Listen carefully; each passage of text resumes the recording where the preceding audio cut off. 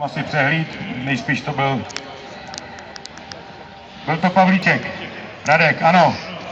Startovní číslo 9, porciéra Radek Pavlíček dostal napomenutí za svůj první ulitý start. Jdeme na to. Pavlíček, Novotný, Pomáhač, Žuška a Harvánek. Opakovaný start. Zelený prapor. F5 sekund. A jedem. Tak Pavel Novotný jde do čela. První zatáčce je to jednoznačně ze třetí pozice Pavel Novotný. Za ním Žuška se startovním číslem 6. Se startovním číslem 5 Pavel Havránek, Petr Pomáhač a Radek Pavlíček kontroluje pozici z 5. místa. Tam se schyluje k solidním soubojům mezi Novotným a Žuškou. To jsou oba dva jezdci jeho české rallycrossové bašty. Mají Češi na čele, Žuška to zkouší zvenku.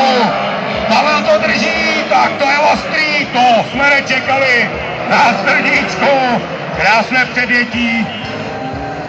Pavel Novotný, jak ho známe dobře, cyklisty nenechá líbit a bude zkoušet dostat se Žuškovi opět na dospělý, když Žuška jede na dobrým nářadí.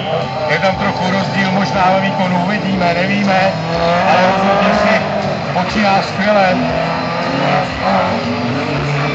Na třetím místě startovní číslo 5 Pavel Harvánek, pronásledován Petrem Pomáčem, který hledá skulinu, kudy by to šlo, do kopce. Tam má trošičku